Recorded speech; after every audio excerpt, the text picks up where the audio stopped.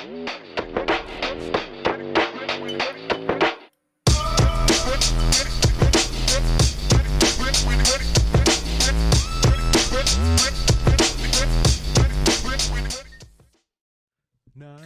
Guess what? We're all together in person, hanging out Cracking one. at the same place, not remote, not 3 different camera angles and like different backgrounds. We're all together. We're all together. Matt came back from his space mission.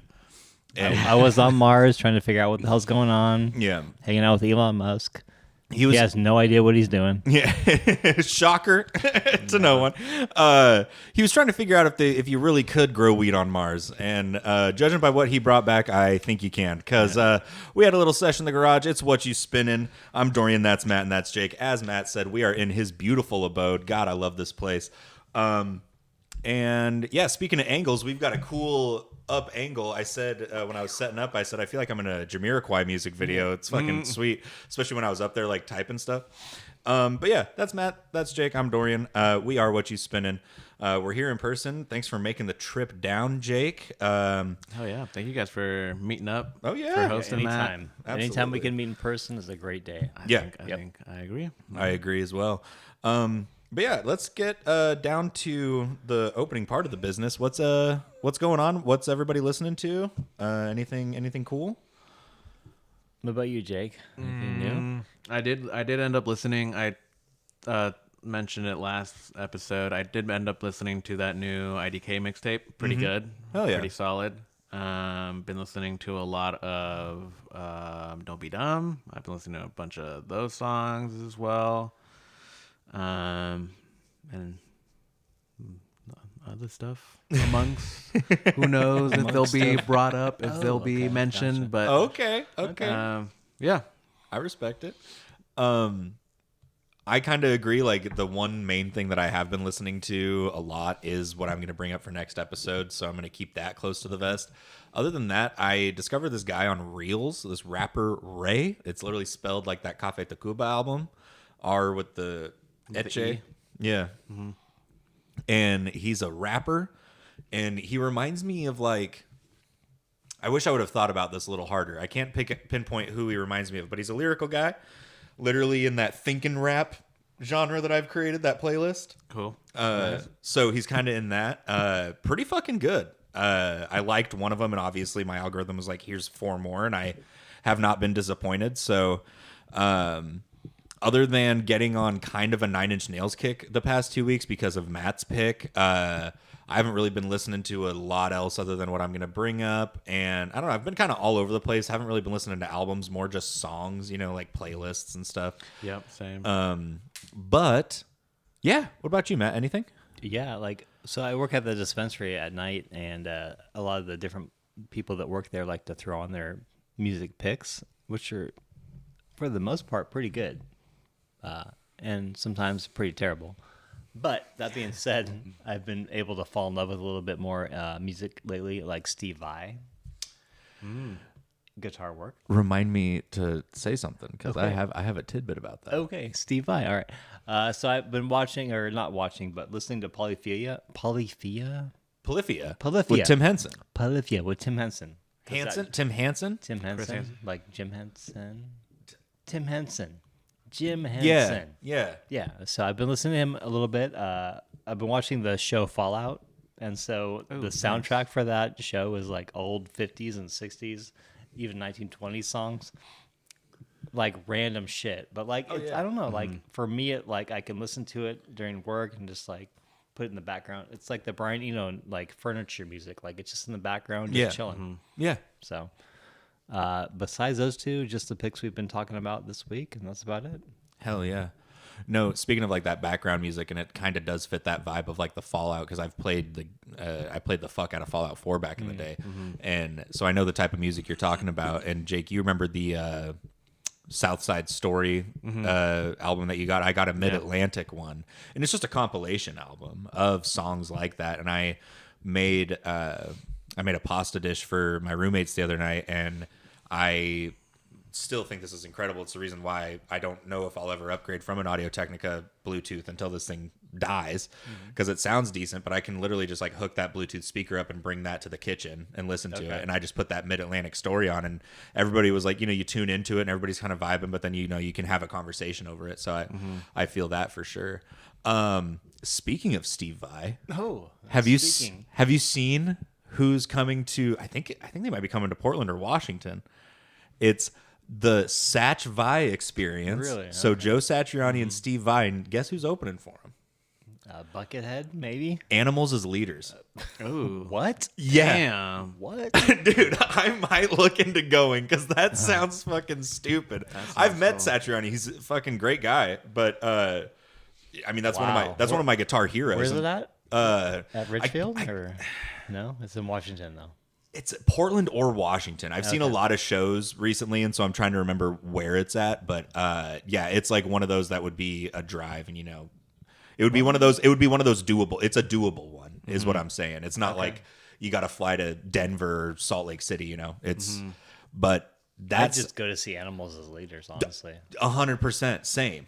I literally was thinking that. I was like, Yeah. as If much they're as opening? yeah, I was like, if Okay. Animals as Leaders is opening, Yeah, I'll just go away after that. yeah. I was like, oh, you mean I get to sleep in my own bed? Bummer. Oh, no. God damn it. Well, we might have to look into that a little bit more. Yeah. Yeah, that sounds crazy. Before we dive into the content, I'll pull it up because, Okay. but yeah, it's literally Satch Vai, so they'd be on stage at the same time. That's insane. There's to be trading licks. Yeah. Essentially. Yeah. Right? Yeah. It'd be crazy. Wow. And I'm sure they would do like some of their songs. I'd love to hear, some War album from Satch or, Surfing with the Alien. But yeah, just the fact I was like, oh my God, you get 3 of the greatest guitar players of all time on one stage in a night. That's crazy. That'd be fun. That would be sick. That's wild. Isn't it? I know there's a couple shows in Bend that I've been like refreshing the page for a couple to see the venues who's playing. I know Goose did show up. They're going to be there 2 days, I think. 2 nights. But nothing else really too crazy. Just Nothing like, else? Okay. I couldn't see anything that I mean, caught my eye. this is just, I did see I there feel was like you there get was- better options than we do here in Eugene. I would honestly. think. yeah. I know that it's going to be Primus, I think, next month with Not just Primus. That's another thing. It's a Les Claypool trio too. It's like he's doing all 3 of his bands. He's doing Primus, Lennon Claypool Delirium, and Flying Frog Brigade. They're going on tour together. Oh, damn. And then Marilyn Manson and Rob Zombie are doing Freaks on Parade. That's another one we with- need to talk about. Like, is that Dude. show worth going to? Like, I it's think at so. Richfield where we saw Maynard. Yeah. Do we go to that show? Like, is that I'm worth the I'm investment? personally down because Orgy and the Who, the Who, like they're a Mongolian metal band, but That sounds awesome. they're pretty dope. They're pretty dope. I like Orgy. I think seeing Orgy would be sick too. But yeah, Marilyn Manson and Rob Zombie. I think I've seen Zombie. I think it's definitely something you should see. But seeing Manson live, I mean, even now it's been a long time since he's been in his prime, but still, yeah, that's like You wanna it's one see of him. those. It's one of those things that I'm like, I think I have to because like you never fucking know what could happen. Like I'm kicking myself in the ass for not making a concerted effort to go to any of the last like Dead and Company shows before Weir died. But that being said, the reason why I was like, well, if you're into the jam shit, Garcia Birthday Band is coming back to World Pies at the end of February. That's a which fucking is a local venue right down the street. local venue. essentially. You should look into coming. They're a fucking great Dead cover band. But then one of the best Dead cover bands, Joe Russo's Almost Dead, is coming to Cuthbert at the end of June. And like Joe Russo's a drummer, I believe, and he's played with like the other iterations of the Dead, like offshoot bands. Like he played with Weir and Phil Lesh and like all those guys. And they're like one that any like literally talking to Deadheads, just in conversation that I don't know personally, they're like, yeah, you got to see almost like J-Rad is what they call him. They're like, you got to see J-Rad if you ever can. I'm like, well, fuck. So good Grateful Dead shit coming to Eugene here the next down the line. But I don't know where to start now. Like, I know. Where do we go? oh yeah, What do we do? Everywhere. it's Throwing going to be yourself fun. everywhere. Oh, and then American football's coming back to Portland in May.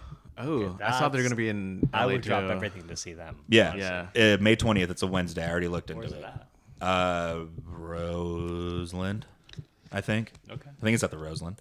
I'll let you. I'll would be a good double show to check, go. but I know That for a would be a fact good that's May show. 20th. I've seen the ad for it like 7 times in the past May. week. Okay, we got some Yeah, time. it's a Wednesday, but we Other than that, enough of Jesus. that. There's so many shows coming. We're probably going to see at least 17 of them. Again, I'm Dorian, that's Matt, and that's Jake. We are Whatchu Spinnin'. It's episode 105. We're going to get into the nitty-gritty of today's content. Go ahead and stick around for us. Peace.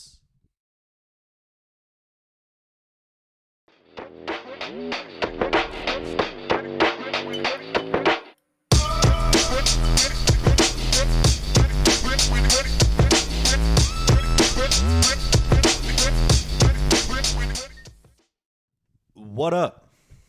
Hey, y'all. It's Whatchu Spinnin', episode 105. I'm Dorian, that's Matt, and that's Jake. We are here live from the Matt Megadome. There can be only one. There can be only one. 3 men enter, 1 man leaves. Actually, 1 man remains because it's his fucking house. Anyway, we're here to kick things off on today's episode of Whatchu Spinnin' with what I referred to as, if it's not already considered a classic, it's going to be. And that's 2015's Currents by Tame Impala. Great album, indie, funky, synthy. There's so many ending adjectives that you could throw on this, but one that I like to throw on it is pretty damn good. So, yeah, what did y'all think about this album? I think you could call it a classic. Yeah. I think so at this point. It's Yeah, been 11 years. Yeah, it's been a good amount of time. Yeah. I mean, I feel like everybody, a lot of people have, and I guess we're kind of listening to Tame Impala around this time when this album came out because it was like something not a lot of us, at least for me, I was exposed to. Like I was listening to indie music, but nothing really kind of like this. Yeah. And I hadn't heard of Tame Impala. Yeah. Well, when this album came out, it was if you remember, like I've referred to it a couple of times on this podcast, like 2015, like 13 to 16, there was like a huge indie wave that was going on. So a lot of these indie groups were getting popular. 21 Pilots was huge.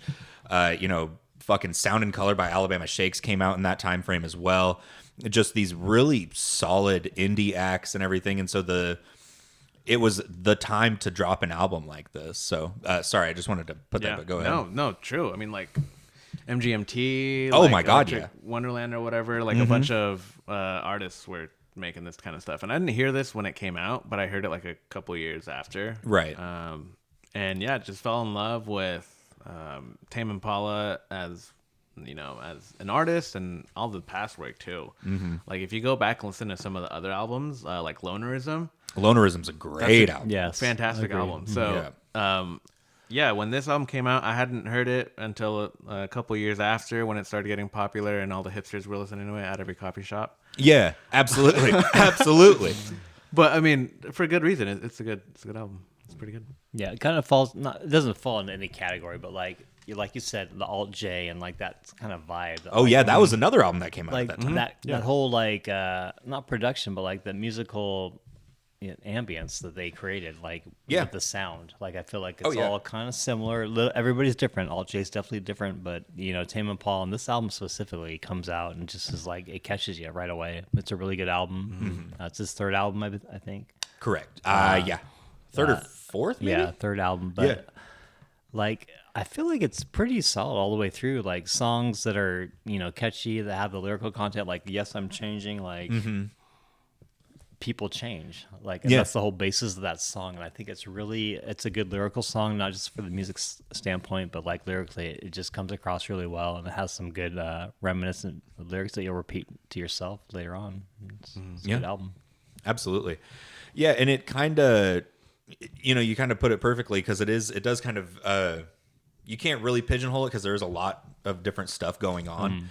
But the one album that you could compare it to the most would be An Awesome Wave by Alt J, because they both do, use traditional instruments, but they might be in weird ass tunings, or like he is using a bass synth pedal so much through this album. Like there's just so many different instruments going into this album and different sounds and everything that it does kind of transcend just the traditional label of indie, because this isn't a fucking Two Door Cinema Club album. This isn't a 21 Pilots album. No, not at all.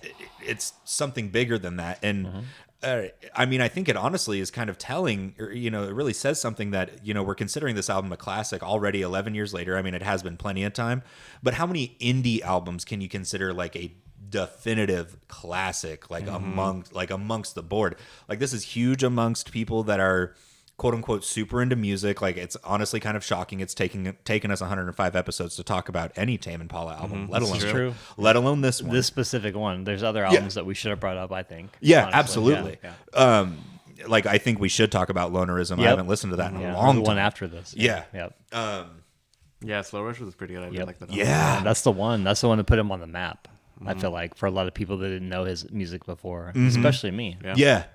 Absolutely. And like it kind of makes sense what you were saying, Jake, where you were like, I kind of came back to this a couple years after it came out, is because I feel like if I wasn't super into indie music at the time when this did, because that's when I was in my phase, I was listening to the fuck out of the 1975, like all of that stuff.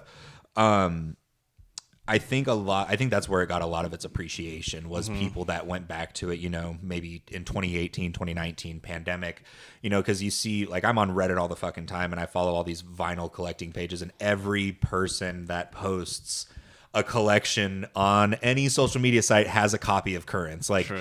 And it's like, it is almost, that is like, I am being kind of tongue in cheek with that, being like, it is kind of a poser thing. But it's like I don't think the majority of those people realize how good this album actually is, and like the musicianship and composition behind it, because there's just the love that went into it. It wasn't rushed. It was recorded over like a few years. It wasn't just like put out there. Yeah, yeah, it was a well-baked loaf of bread. Yep. That's for damn sure. Yep. Yeah, and like the whole time, it's like just him. It's just one dude. Yeah, which is insane to think about with all the things going on in the background. You're like, this is one person doing all this. Like to be that creative and like know what you want to hear behind you. Yeah, when absolutely. You're either doing your lyrical part or whatever. It's amazing that people are able to do that. Yeah, honestly. And it's kind of the best or the most impressive part about that to me, the fact that it is one dude, is how big the vocals do sound on this. Like it sounds like it sounds like it's a 5 to 6 piece band and everybody that plays an instrument is doing backup vocals. And it's just because he has that vocal ability to record multiple parts that kind of like really fill the space and make it, a more full vocal with, like the bass tone and whatever in it. But then it's like that thing I always say, it's like when you are one guy, and we're going to talk about another album at the end of this episode that is, essentially a guy who you can really compose these pieces to fit your vocal and fit what you want. I feel like a lot of bands, it is such a collaborative thing, right? Like making music, but when you do it by yourself, it really, it's like why I kind of get why Billy Corgan's an asshole, is because he has such a vision for what he wants his music to be, and when people don't do it, he freaks out. And I'm like, okay, maybe go to fucking therapy, but it like or listen to more Rush. Listen to more Rush, no shit. But as somebody who's like, and not to be like about this, but as somebody who's been really trying to write music lately, and like I've brought these ideas that I've been working with to people, and I'm like, fuck, man, like I need all of these instruments. Like I need to figure out how to record this stuff, and everything, because you have a certain idea, and so I think he does that perfectly in any of his albums, but in particular on Currents. Sorry to go on a fucking tangent there. No, that was good. That was perfect. Yeah, that was perfect. I think that's like because like you hear it and the musicianship, the production, all the synths, everything that's going on, like it's just him doing it. So you have to be out of your mind to think that you can do that. Oh yeah, and to execute it so well and so perfectly. Like every song on this, they blend in together pretty well. Oh yeah. Some songs are like 30-second snippets. Others are like Nangs, that second song. Yeah, and then some are like 7-8 minute songs that just take you on this whole car ride, this whole journey. Like it's nuts. It's nuts what he was doing. That he, does this on his own time, on his own accord. Like I'm sure when he tours and does shows, he has other people. Yeah. But like just the thought of being a multi-instrumentalist and just creating this out of nowhere is mind-boggling to me. It's still crazy for me to think about, because it's like, how do you do it? Yeah. Well, and I think the main part about it is that it sounds massive, right? Like it's you have 2 songs on here that are undeniably 2 of the biggest indie songs of the past 15 years. The Less I Know the Better and Let It Happen, like those have been destroyed by meme culture or whatever, but also like they're massive, massive songs. I think your cat is investigating my suitcase that's open. As they do. As they do. But you bring up a good point, Jake, and it got me kind of on this train of thought. I compare this album kind of to... Excuse me. I was waiting for that to come. I compare it to like, because it is one dude doing this whole thing, right? And it is like you kind of do think about the solitude that kind of comes from that. You're like, oh my God, that must be freeing. And like, you're able to compose all of this yourself. I compare it to, Tread by Ross from Friends and For Emma Forever Ago by Bon Iver. Mm-hmm. These very introspective albums, whether it's an instrumental piece or whatever, but this is an album that, even as I just said, it has these two massive bangers on it, like The Moment and Yes, I'm Changing, New Person, Same Old Mistakes. Like these songs are super introspective, and you can kind of get the sense it's like almost those could have been on an album called Lonerism. You know what I mean? Like there's so many bangers on this album. Oh, absolutely. All the biggest songs of Tame Impala are on this album. I would agree. Yep. I would say, yeah. It's nuts. Yeah. What I like too is that it takes both the musical aspect and the lyrical aspect, and it like shines on both sides. Yeah. You can see a lot of the cool musical aspects of these tracks and how they're put together and how they're laid out, and they sound great. And then you can get some of the lyrical tracks that are even better. Yeah. I feel like some of that's overlooked, especially like I said already on Yes, I'm Changing. Like that's spot on. Yeah. Like that's just a daily life interaction that you see every day. Yeah. And he puts it into words, and musically it's great. So. Yeah. Well, and it's like, I think me bringing this album up, it was kind of like it's about damn time that we bring this album up. But I was really kind of resonating with a lot of these songs and the kind of, listening to this album by yourself in like a quiet room, or, you put on, a good pair of headphones, whatever, and listen to it. And if you're going through something like I have been and everything, spending a lot of time and, like I was telling you, Matt, like I've been working my ass off in a lot of aspects of my life, and songs like Yes, I'm Changing are like super poignant for me. And, even songs like, The Less I Know, the Better, those like that song lyrically is actually outside, like you just said, it's hard. You almost have to listen to this album like 4 to 5 times before you truly get a good appreciation of what's truly happening in it, because a song like Less I Know, the Better will make you fall in love with different pieces of it as you listen to it. And I think that plays into his category absolutely. or catalog in general. Like all his albums are like that. There's just so many different things you can pinpoint and pick out from each album. Yeah. And it's like I can listen to this album when I'm in a great mood. I've listened to this album when I'm in a bad, sour mood, sad, mad, whatever. And it's a good like therapeutic album. And I think that's why it cracks me up whenever I see like, like I was saying, the stereotypical, everyone has a copy of this. Like you're not a real vinyl collector unless you have a fucking copy of Currents. And I think that's hilarious because like I was saying, I was like, it's actually really good. It's actually, if you spend a lot of time with it, it's really fucking good. It's a great album.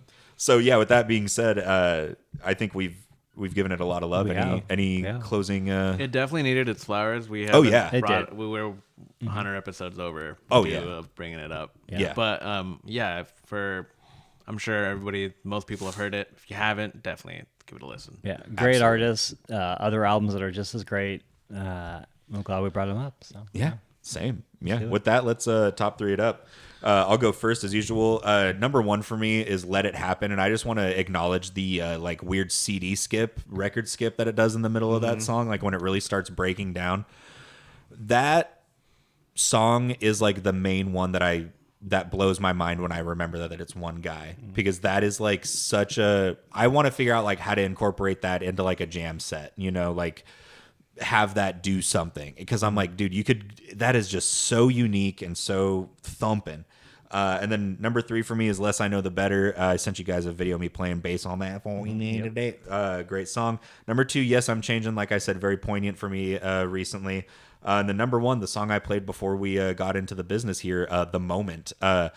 I just love that. It's getting closer. And then that drum beat is just so... Like I'm obsessed with that drum beat. I think it's incredible. So shout out Tame Impala, Currents. nice. I'll piggyback off of that with my honorable mention being The Moment. Another great song. And then 3, 2, 1, Let It Happen, The Less I Know, The Better. And then Yes, I'm Changing was my favorite one. I felt like that just resonated with me really well because we all change throughout our lives. And we, incorporate people into our lives, and some people leave our lives. But, as a person, you just change. Things happen. Mm-hmm. Absolutely. Just to piggyback, like, just because it's relevant, I have been obsessed with, I think I sent you guys this message a long time ago, but one of my favorite lyrics right now is Remorseless by Billy Woods, and it's the feeling in a minute it's not going to get better, washing your hands of people you known forever. So listening to that song a lot lately, and then listening to a song like Yes, I'm Changing, like, I agree wholeheartedly with what you're saying there. So fuck yeah, but go on ahead, Jakob. Honorable mention for me, let's go Eventually. That's a great song. Love that song. There's so many bangers on this album. Disciples. Yeah. That song is my favorite song. Yeah. I'm starting at the top. I'm going first. That song, love it. I hadn't heard it, honestly, when I heard this album. I maybe just skipped over it and just listened to the bangers. But the first couple of listens, it is almost, you do kind of overlook it. Yeah, definitely go back and listen to Disciples. That song is awesome. That's my favorite song. My second favorite song was The Moment.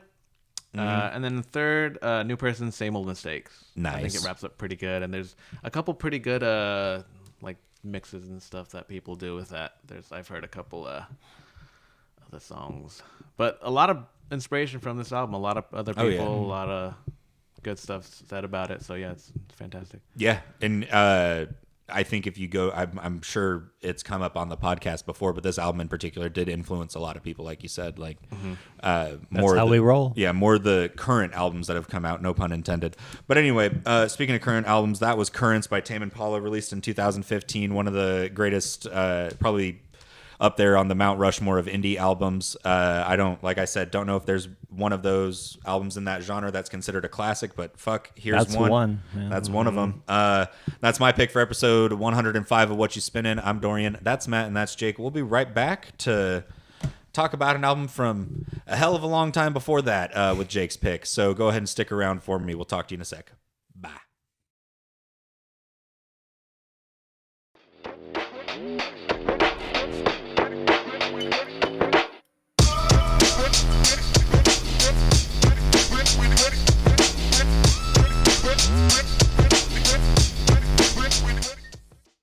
Go Patriots. Yeah, go Patriots. But also, yeah. Yes. Yeah. Jake, this is a banger. This is a banger. And this has been a good start to an episode 105 of Whatchu Spinnin. Jake just got up to grab this pick. Matt is waiting in the wings to talk about his. 105? That's insane. There, okay. Sorry. No, you're good. But I'm Dorian, and this is episode 105 of Whatchu Spinnin. Jake, why don't you go ahead and let me know what the banging album is? The Meters. We've been listening to it. We've been talking about it a little bit. Heard it a little bit before we started, but it's a banger. It came out in '69, I want to say.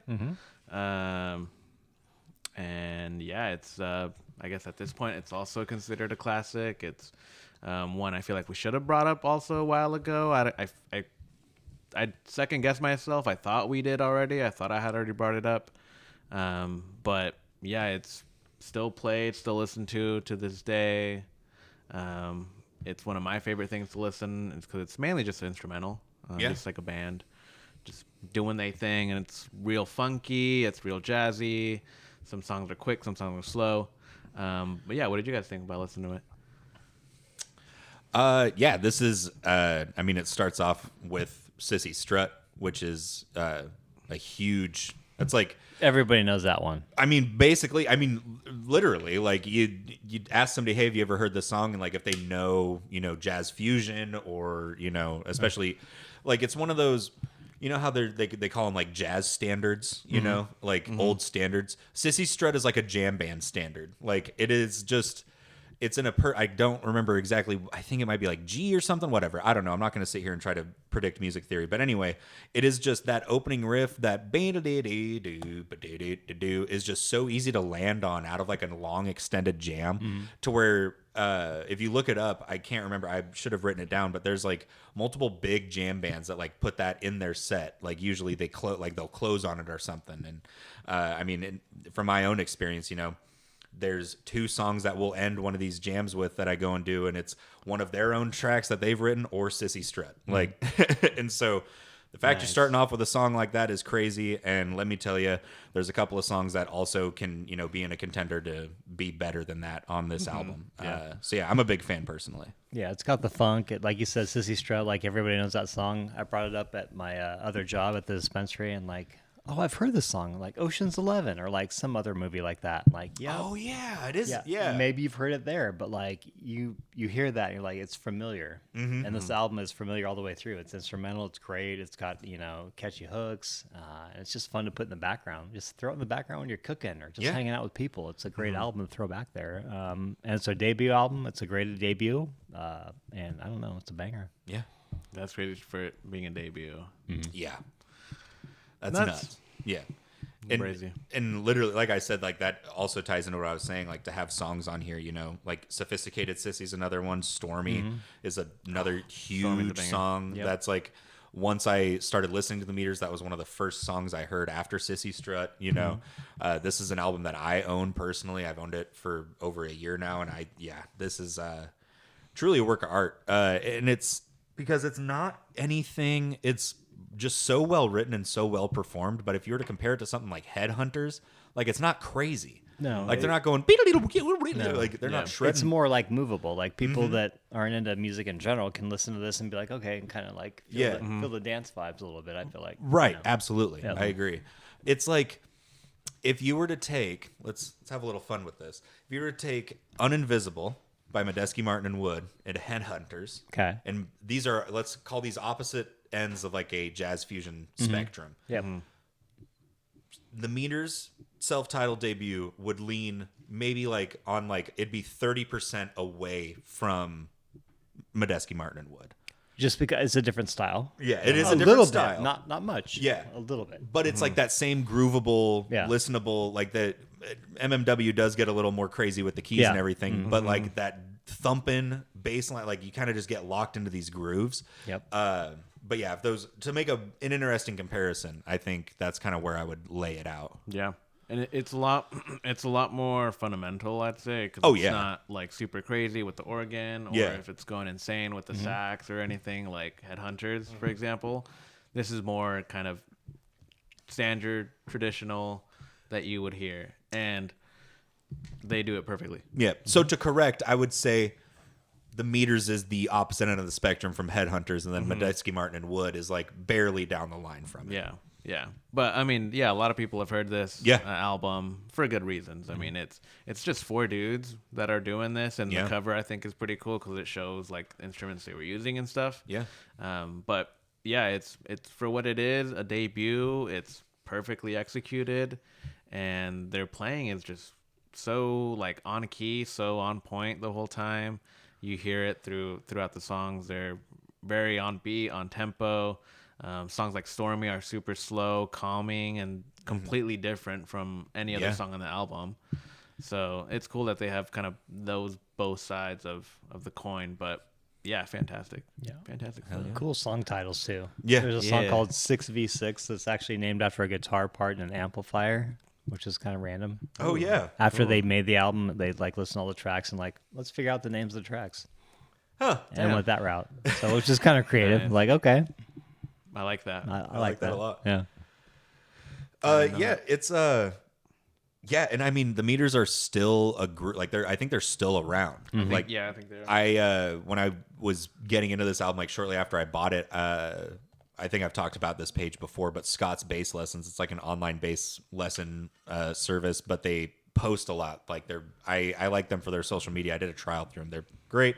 If I had a lot of money at the time, I would have done it. But anyway, they had the original bassist that did this album on, and like sat down with them, and it's like similar to the Rick Beato shit where they sit down with their instruments. Sure. And he like broke down Sissy Strut, and it was one of those that he's like, oh yeah, this isn't actually how this lick gets played wrong all the time, and so he's like sitting there breaking it down, and it's like, god damn, because this album came out 1968, and it's like, god damn, that album came out so long ago.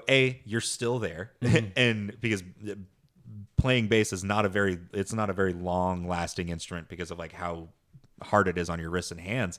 And so I'm like, you're still sticking around, you're still playing, and you can still rip this crazy line in Sissy Strut, because that like that's a lot of movement. And so they're truly a testament to time. I mean, goddamn, I've heard Stormy in restaurants before. People just talk about the meters. I've been at jam band shows and people just nerd out about the meters. Like, you overhear conversations like, yeah, I was listening to fucking blah, blah. Like, because you hear Sissy Strut playing. They're like, yeah, well, have you ever heard it? I'm like, goddamn, people love the fucking meters. That's awesome. I feel That's like really a cool. king. They have so many good songs. So many good. Definitely listen to their other albums.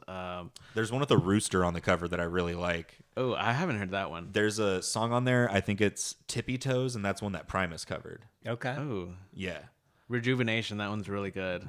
Oh, dang, Strutting. Okay, that looks Strutting. cool. Yeah, Strutting. With the, with a bird with a rooster Yeah. on it. Okay. But yeah, there's a couple really good songs on there that have ended up being covered. But yeah, man, the meters. Cool. Yeah. Awesome. Yeah. yeah. If you love anything music related, and I feel like kind of jam band related, this is kind of because it's just an instrumental. Just Yeah. It's just Absolutely. people, and I'm sure that's why they play at a lot of jam shows. Yeah. But yeah, it's a good one. Top threes. Yeah, it's a just to one last quick point. It is Yes. kind of like we were talking about with those albums or types of music, the Fallout shit that's just good to put on in the background. Even though this has such iconic things on it, it's another good one to listen to in the background that people can tune in and be like, oh yeah, I remember this, blah blah blah. Or like, oh wow, blah, blah, who's this? Oh, it's the same. Good Yeah. good musical conversation starters. So yeah, but let's three it up, baby. Let's. Honorable mention, Sophisticated, Sissy. I like that song. Number 3, Here Comes the Meter Man. Number 2, Stormy. And then my favorite track, Cardova. Nice. We heard that first thing earlier. Fantastic. Hell yeah. Love it, love it. I'll go next. Honorable mention for me is Seahorn's Farm. Really liked like how that song kind of built. It kind of starts with those like organ chords kind of building up. And very nice. Really like that one. Oh my God, I made my honorable mention and my number 3 the same. My bad. That was supposed to be 6v6 LA was my honorable mention. Holy hell. Number 3 is Seahorn's Farm. Don't know what happened there. Number 2 was Art. That song was really pretty. That's a cool call. Yeah, really liked that one. It was one of the more mellow tracks on here, but very good. And the number 1 for me, honestly, was Stormy. Nice. That was one that I didn't really like listen to until I got this on vinyl, and I put this album on, and it was like early in the morning. I put this album on the record player and was reading a book, and Stormy came on, and I was like, man, this is one of the best songs I've heard in a long time. So shout out the Meters. Hell yeah, dude. For me, honorable mention would have been Art, another great song, and then 3-2-1 Cordova, 6v6, and then my favorite track was He's Back. He's Back's a good Yeah, one. forgetting Nice. track. Yeah, I like like that. that one. Good mix of songs. we Yeah, got. Nice. I like that. I like that a lot. Hell yeah. Well, that was the debut from I don't know, jazz fucking band The Meters, titled The Meters, which was Jake's pick for this wonderful episode 105. He went second.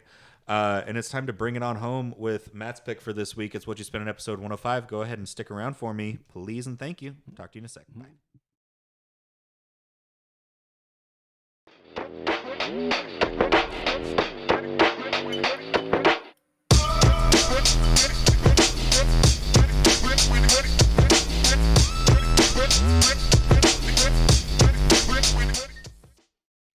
Do you want to hear the Bobby Hill remix of that song Yes. that we were just singing? Yep. I am okay, Dad. I like it. I am okay, Dad. That's my purse. Gonna kick you in the heads. Yeah.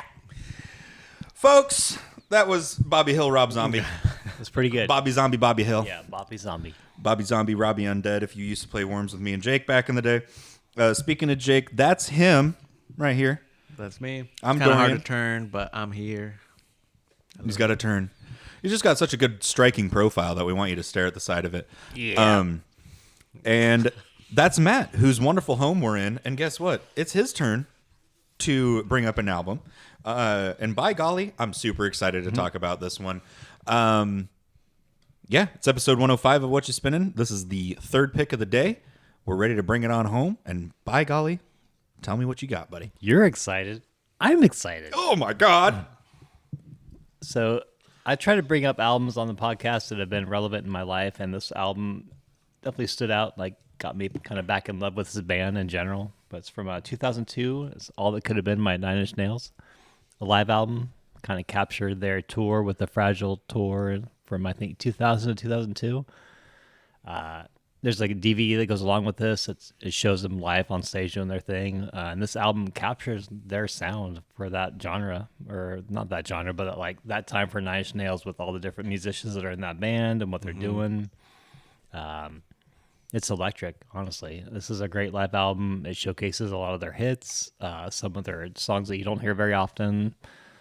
And just, I don't know, it kind of goes over the whole catalog in general, and it kind of showcases all the different aspects of their sound and like what each musician that may not have been a part of that band throughout their whole career, what they brought to that band in general. So what do you guys think? I gotta watch that. I have to find that and watch it, because hearing it sounds nuts. Yeah. It sounds crazy. And some of them, like, they sound similar to the songs on the album. Oh, yeah. And they have, like, I mean, it's like the first album, the Fragile, like, there's Yeah. a couple different. Down- So Downward it's, Spiral. so it's like... Got Let's- broken. So let's figure out what album, because I was going to ask you this. So it's obviously Pretty Hate Machine had come out. What'd you just say? The Unbroken? Broken. So that Broken. Was, yeah. That was before? That was after Pretty Hit Machine. That was like the album that he gave to Jimmy Iovine after he signed over to that Interscope. Oh, that's right. Like he was like, here, you can have this for free. Yeah, I don't care. Get us away Yeah. from this album, or this producer that has us kind of tied up. And Gotcha. Okay, so let's... so Pretty Hate Machine, Broken. so Downward Spiral. Downward Spiral. With Teeth was after this, right? Yeah. Or was the Fragile... Fragile was after this, yeah. Fragile was after that. So... So everything up until the Fragiles on this album. Holy shit. I was trying to figure it out, because what's in between Downward Spiral and Fragile? Nothing. Nothing? He took a break, yeah. Okay. Yeah, so like you just get four incredible albums Pretty much. kind of showcased in one just insane live package. I don't think I'd ever really, other than I posted it on my Instagram yesterday, one of my favorite, one of the best live videos I've ever seen. It's Nine Inch Nails at Lowlands Festival in the Netherlands in 2013, and I've talked about this before, but Trent Reznor's like, you guys ready to have a good time? Well, wrong fucking band. That was the last guys. We're here to have a bad time. And then he starts playing Copy of It, which came out way after this. But it's like, other than that, I had never listened to Nine Inch Nails live, and I didn't realize like how well his voice translates to the live stage. Trent Reznor's has got fucking pipes, dude. It's unreal. And yeah, everybody on this tour is just kicking ass. Danny Lohner, I mean, we know him through the Maynard Sphere.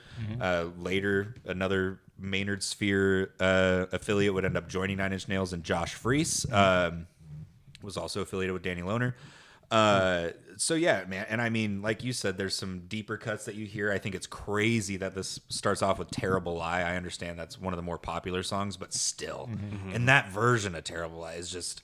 It's just right away, it's just like boom, like it's just loud right away. Yeah, Like, there's if you're not prepared for it, it can be a lot. I wasn't. I literally wasn't. I was listening to the meters. I was having a good time, and I just get, why God? And I was like, holy shit! I was like, hell yes! And so you get drawn in, and then it literally made me go back down. Like I texted you, I was like, hey, I've been listening to Nine Inch Nails for like the past 2 days. Like I was just listening to the This Is Nine Inch Nails or Downward Spiral, Pretty Hate Machine. I was going crazy. So thank you for bringing this up. Yeah, it's a good listen. And it made me appreciate songs from certain albums that I didn't really listen to. Like Sin caught me off guard on this. I really like that song. The Mark Has Been Made. It sounds so much cooler on this album for some reason than it does on the Fragile. It does. Yeah. It's way better. It just sounds so alive. Like it just sounds so raw. So much emotion to it. And being at the show, I'm sure it would be fucking nuts. So that's why I want to see that video or any footage that they have of this. But yeah, it sounds like they're in their prime. Like it sounds like they've just come back from doing all these fantastic albums. So now it's like, hey, this is what we have. They showcase it perfectly. Yeah. What's really cool about the live video that they did is that Trent hired like a production company to like maybe do it, but it was way too expensive. So he had him like he just like DIY did it himself. Yeah. And it saved a lot of money, and it's decent. You go watch the video. It's well done. And like you said, the Mark Has Been Made so much better live. Like you hear it on the Fragile, and it's like it's decent, but like that's what made me fall in love with it. And then when I heard it on the Fragile, because I found this first because my brother was like, when I moved back to California back in 2003 is when I kind of fell back in love with Nine Inch Nails. And my younger brother, was really kind of heavily into it. He's like, okay, get back into the Fragile and then listen to this live album. And then when I did that, I was like, wow. Yeah. So many things changed. So it's cool when you can fall back in love with a band like that. One that you've been in love with for a while, but just like not really listened to, and then like come back and find out there's so much more to this band. Yeah. And this live album, if you haven't seen them live, which I've been able to being fortunate enough more than once, it shows bastard. it all. It shows it all. I didn't see the Mark Has Made live, but being able to watch it live is fun. You guys should check it out. Yeah, definitely. I think this, like listening to this album for the past 2 weeks, caused me to have that kind of experience that you were just describing. I recall like this podcast was essentially in the making for a very long time, from the time I was like in high school, right? Me and my buddy Dylan and my buddy Louise, we were starting to collect records, and Louise was in like web design or some shit. I'll make this story quick, but it's interesting that just how continuity happens in life. He was in web design, and so he made like some web page. We were gonna start our own, because this is when I was like aspiring to be a journalist, right? Like going to school for journalism, and we would all talk about music. And podcasting wasn't huge at the time. This was like 2014, 2015. So like you couldn't. I mean, I was working at fucking Subway. I couldn't drop how many hundreds of dollars on podcast equipment. Right. But Louise made this website because we were going to start a music blog, because we were all in journalism classes together, and we made like little bios, and we picked like who's our favorite rapper, because it was going to be very rap focused, and who's our favorite producer. And they both picked rap producers, and I picked Trent Reznor. And for the longest time, I've been a very big fan of Trent Reznor, but I've never like gone on these huge long binges of Nine Inch Nails. Like everything I've heard, like I've been able to pick and choose, stuff I like from him. And to be quite frank with you, I think when you brought up the Fragile, even then I wasn't like fully prepared for that album and what it is, because it was different to everything I had heard from Nine Inch Nails up until that time. And this album, hearing songs like The Mark Has Been Made, that I was like, holy fuck, this was on the Fragile? I was like, oh my God, like where was I? I was like, didn't we talk about that album? I was like, This song fucking kicks. I was like, holy shit, dude. Yeah. And so I kind of am having that experience right now. And like, I think when I went on that little binge I went on with this band this week, I was like, my God, dude. I was like, man, I've liked Trent Reznor for a long time. The Social Network soundtrack is fucking incredible. All of these things. He won another Grammy recently for the Tron soundtrack. That's right. Yeah. Like, it's funny to see. Not funny. It's inspirational to see somebody that has made music like Nine Inch Nails has done, and Trent Reznor has done with different musicians and himself, and then come all the way up to making award-winning movie soundtracks. Right. And just being like, fuck y'all. Like, if you this guy won it, listen to his other stuff, and it's had like a hole, and they're like, ah! Yeah, exactly. I don't know. It shows you that like you can't judge a book by its cover. No, everybody is equal. I don't know. I don't know. Comes around that idea. No, and it's because like this is a group. Sorry, Jake. I promise I'll shut up in a second. No, you guys are good. I like listening to it, and I think it's true. I agree that he because the Grammys just happened. I didn't know that. I didn't know that he won an award for that. So it's crazy, but. yeah, if people rewind 20 years, 10 years and back and listen to this stuff, like it blow their minds off. Absolutely. Blow their fucking head off. And like you said, The Social Network was his first, like, here I am. Yeah. Yeah. That blew my mind. Yeah. Because that was like, that came out when I was getting into Nine Inch Nails. That like came out around the same time as that little like attempted blog we had. And I think like, I agree. Like I can't find a word other than funny either and I think it's because like when you've listened to a group this long, you know, like I remember listening to Closer when I was like 6, you know, like because it was just on rock radio. You never think he's going to be making movies. No! And be like, Tron's a fucking Disney movie, dude. Yeah, exactly. Trent Reznor's not Disney friendly. Yeah, right. I want to fuck you like an animal. Are you kidding me? What's the deal with Trent Reznor? What is the deal? Like so like that's why it's hilarious. It's like, oh my God, this is hilarious. And then you know that thumbnail for the video of this is him with long hair and he's like this, and I'm like, oh yeah, this is not the same person. But then you listen to the stuff and like even on this live album, I'll bring it back to the topic at hand here. Even on this album, like you can tell, like again, we talk about the composition of music, right? And like how one person can really compose a piece and everything. And just like with that Tame Impala album that we talked about at the beginning of the show, this does the same thing. Like ending it with Hurt is a very good idea, you know, like all of these, like The Great Below, you get these really ambient type of pieces going and epic ballads. And then you get like I think the live version of Closer on this is incredible. That's one of my favorite songs. I know it's like their biggest song, but like or even The Great Below. I feel like that version like stood out for me more than the album version. And we're saying that a lot about all these live versions we're hearing. Like they're just so different. Yeah, they're so different. And you can just, because it puts you in the way that they like laid it out, you know, you're already invested in it, right? And then you hear a song like The Great Below and you're like, oh yeah, no, I'm in the moment right now. I'm there with these people, because it's not like they did a good job with this live album because they put a little bit of crowd noise in it, but it's not overbearing whereas like Decade of Aggression kind of bordered on being overbearing with the crowd noise at times. As much as I love that album, I'm not here knocking that. I think this is a very, very good way to do a live album, and the way they laid it out was incredible. And yeah, it just, hearing this, I was like, oh yeah, Trent Reznor's like easily, I was like, he's going to be looked at as like a similar to Bowie, like at some point. Like when we're all said and done here, people are going to be like, yeah, David Bowie was a mastermind. I mean, fucking I feel like Trent... he's our David Bowie. Yeah, he is. In a sense. Exactly. Right? Yeah, he's like the industrial David Bowie because he's got, you know, he's our generation. Like Yeah. people that didn't grow up in the 70s Yeah. and 80s. Like, he's our 1,000%. Yeah. Because it is like very eccentric and everything. You know, Bowie was in Labyrinth and all these movies and shit, and like Reznor, you kind of get that. And I know I made the Prince David Bowie comparison, but that one was also very, very true.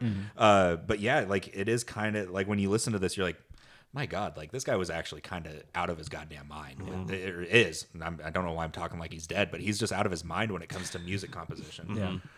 Yeah. I don't know how to follow up with that. I'm sorry, guys. No, I mean, I think we went through the right steps and brought up the previous albums, because now it's like, hey, by the way, just you like this album, imagine seeing it fucking live. Oh my God, yeah. And you hear it and it's like you're kind of there. Like I can see myself in the crowd listening to this, fucking going nuts. The like synth that you hear on Sin is like, oh my God, it just sounds so much more in your face than the album. The album is definitely more polished. Yeah. More like it's produced a lot better. I'm sure the remastered sounds even better, but this live just sounds so raw. It's just so stripped, so just in its purest form. Yeah. And I think it's perfect that we listened to the albums prior to this, because now it's like, hey, this is what you get. This is the pinnacle. This Absolutely. is peak. This is one band that I've seen more than once, more than anybody I've seen ever.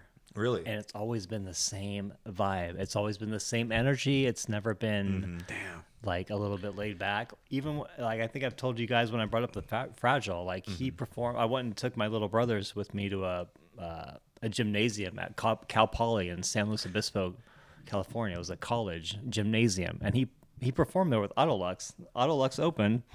Like I said before, he came on stage. He's like, "This is the craziest place I've ever played." It's fucking basketball hoops right next to him. It was so weird. And like this is with the With Teeth album. Like this Oh is like my he's God. well known. Like Yeah. this isn't back in the day. Yeah, Like the this Hand is That Feeds is huge at the time. yeah, I'm like, okay. And he played his ass off. Like every time I've seen him, it's Damn. always been consistent. He's always been a great performer and like never strayed away from his formula, which is like delivering this crap that what he does that nobody else sounds like, and I don't know. Yeah. No, and it's like I think that's why he, like people that listen to Nine Inch Nails are, like huge fans of Trent Reznor. And, I think a lot of people that appreciate music past like surface level. Cause I mean, fuck, Jake, I'm sure you didn't listen to Nine Inch Nails as much as Matt and I did growing up. And you're like, yeah, fucking Trent Reznor rules. Like, so like it doesn't take much to be like, yeah, this guy's crazy. Yeah. Like it just insanely talented. And man, I can only imagine. I just picture that the basketball hoops and shit. I'm just watching Autolux and like you're looking all emo and like fucking with a weird guitar and the drumming. Like this is fucking the weirdest place. And then Nine Inch Nails come with Gerardi White and like all these great musicians are playing like with the basketball hoop behind them. It's just like it's weird as hell. It all fit. The crowd was into it. Yeah. Like it was nothing wrong with the venue at all. It just was weird. Yeah, well, because the reason why they had the basketball hoops is because Cal Poly had to play Oregon Institute of Technology the next night. So they fucking, they were playing Portland State tomorrow night. So they had to fucking, that's just awesome. I love show stories like that. Like it's why That's cool. like it was a great memory. And I shared it with my family and it was There great. you go. You know. Perfect. This album does make me want to. I'm like, we got to bring up Downward Spiral because that's a fucking incredible album too. It's a great album. It's so good. But Top 3 it up. hit me, baby. Let's do it. For me, Gave Up was my honorable mention. Nice. Like, I feel like there's a lot of hidden tracks that if you haven't listened to all the Nine Inch Nails albums or all their discography, you'll find gems within those. But that was my favorite. And then 3, 2, 1, The Great Below. Again, that live version is just different. It's a little bit slower and it's a little bit more like, I don't know. I feel like all the musicians are on point with their craft in that song. And then 2, The Mark Has Been Made, really good. And then I like Suck. That's my favorite song. Yeah. Suck. I like that. Honorable mention for me, Starfuckers Incorporated. I got 2 honorable mentions on this one. Starfuckers Incorporated, and I meant to bring this up, but then I went on 3 monologues. Again, my apologies. I had a lot to say about this. Like I said, love you, Trent. dude. I mean, I do. I'm like, God damn, dude. I'm pissed because I literally looked it up. I was like, when are they? I was like, they were just in Portland, weren't they? And then I literally missed it by like 4 months. I was like, God damn it. On this tour, Marilyn Manson was opening for Nine Inch Nails, which is crazy. And Manson would come out and do Starfuckers Incorporated with. Well, Trent helped like with the first few albums. Oh yeah, yeah. He was like he all, was like, on buddy. Antichrist Superstar. Yeah. Like he helped with Antichrist Superstar. Right. But Manson would come out and do Starfuckers Incorporated with them, and then they would do Beautiful People. Ooh, Yeah, and there's would like be apparently the DVD that comes with this has like bonus footage, and there's like clips of that in there. So that's my first one. Honorable mention number 2 is Piggy. Just that, hey pig, and the lead in from March of the Pigs into Piggy is top notch. Number 3 for me is Wish. I mean, Wish is it's just an incredible song on its own. But that live, This is the first day of my last day. Yeah, just that like going That crazy. used to be my ringback tone, I think. That's awesome. Nice. Hell yeah. And then number 2, Closer for me. That's one of my favorite industrial songs of all time. Literally one of my first thing I ever posted on SoundCloud is a remix of that with a Rez song. So a lot of love for that song in my heart. There was no way it wasn't making it top 3. And then number 1 for me, March of the Pigs, a song that I was not like a huge fan of the first couple of times I heard it back in the day. But holy shit, it's one of my favorite Nine Inch Nails songs now. I was like, that's an incredible track. Yeah. So Downward Spiral, it's a great album. yeah, that's why I was like, I literally I did like a queue, on Spotify, and it was like Pretty Hate Machine and Downward Spiral very dominant, and so I was like, I was like, I'm gonna give it maybe 20 eps, but then I'll bring up Downward Spiral. It's gonna happen. For me, honorable mention, Head Like a Hole. Yep. Like that song. I think it's, it's a classic song. Number 3, Piggy. I like how it's just like, kind of sounds like an acoustic song at first, and then it just pops off. Number 2, The Mark Has Been Made. That song is fucking nuts. And then my favorite track, I kind of went between 2 different ones, but Sin. I was not expecting that song to hit me that hard. Yeah. Sin's an incredible song. Love that. Yeah, this is it's a perfect showcase of the early catalog of Nine Inch Nails, and the fact that they put out, or that he put out this many great albums with And this. it translates from the album version to the live. Yeah. Yeah. So well. Not a lot of bands can do that. No. Especially with this kind of music. No. It's very, not computer, but it's very electronic. It's very Yeah. hard to duplicate sometimes, especially back in the 90s and stuff Yeah. like that. Like, early 2000s. Yeah, the early aughts. Yeah, now it's pretty easy, but like Yeah. before then, like, I mean, he's definitely ahead of his time. Absolutely. Yeah, I think it's my last closing thing will be this. I think it's very rare that you can give somebody a live album as a introduction to a band. This is one of those cases where I'm like, oh, if you were to give In All That Could Have Been to somebody and said, hey, you should listen to Nine Inch Nails. This is actually a really good way to get into them. I think this is like one of those rare instances where you could do that and have almost 100% success rate. Agreed. Because it's, like I said, a perfect showcase. And that was And All That Could Have Been by Nine Inch Nails, released in 2002. It highlights their Fragility 2.0 tour from the early 2000s. That was Matt's pick for this week, this wonderful episode 105 of Whatchu Spinnin. We'll be right back to tell you what's coming in about 2 weeks' time. So go ahead and don't touch that dial. We'll see you in a couple seconds. Bye.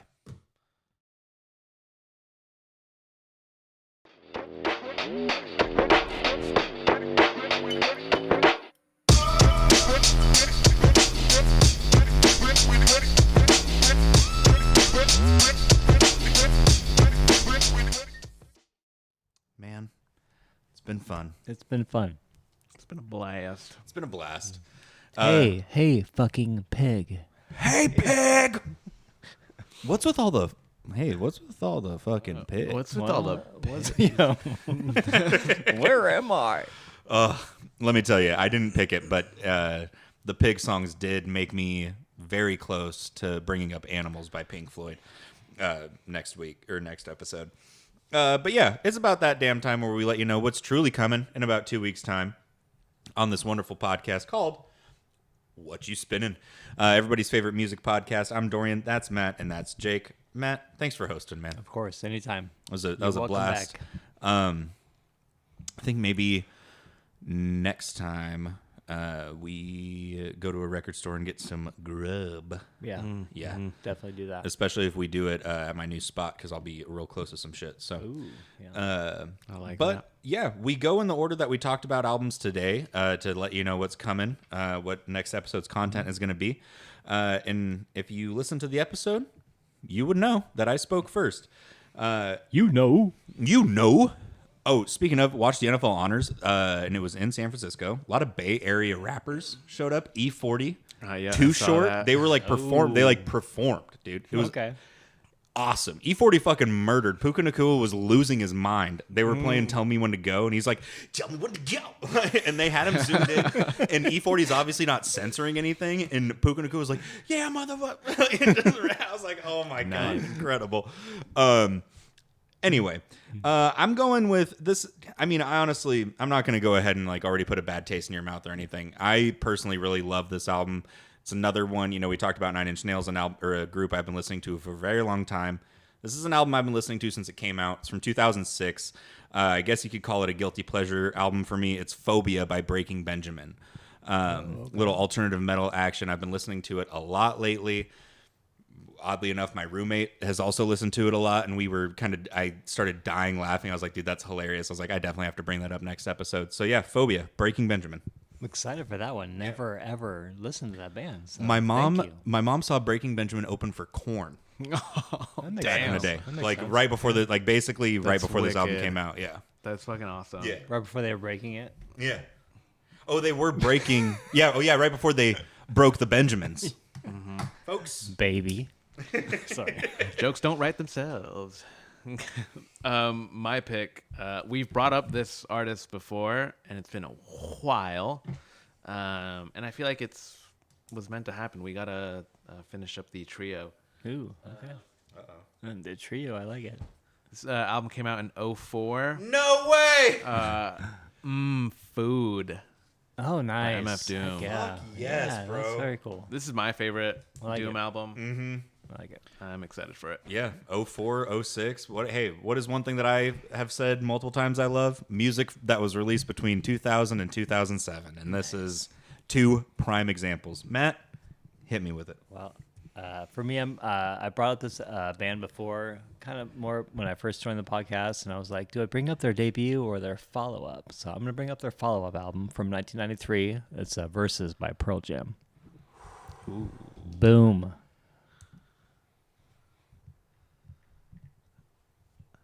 Nice. You son of a bitch. No, not you you sons of bitches. Both of you motherfuckers. I have been literally almost, I could say My the past, landlord. I could, my landlord. God, any Kids in the Hall reference from Matt will just immediately break me. That was gonna be a funny rant. Anyway, the past like 5 episodes, I have had to dwindle down from 5 albums, and 10 by Pearl Jam and Food have been in that top 5 every Really? time. Okay. I've literally considered bringing and I up. throw a curve, I'm like, Yeah, knuckle and I curve, was like, bitch. oh, Versus. Versus great. Versus is a great album too. But yeah, I've literally been sitting there looking at both of 10 and Food and being like, no, we'll do it later. We'll do it for you. So We got you. I appreciate it. We got Phobia by Breaking Benjamin, Food by MF Doom. Great albums in and of themselves. And then Versus by Pearl Jam. One of their best albums, to be quite honest with you. That's going to be a hell of an episode 106. But in the meantime, it's been a fantastic episode 105. I'm Dorian, that's Matt, and that's Jake. We want to thank you for sticking around till the end. Please go ahead and let everyone you know about the podcast. We're literally everywhere. If you are a Spotify fan, if you don't support Spotify, we're elsewhere. Apple Music, YouTube, everywhere, literally. Go ahead and support your local record store, support your local artists, local venues. It is getting wet and cold, so please stay safe. Please stay warm.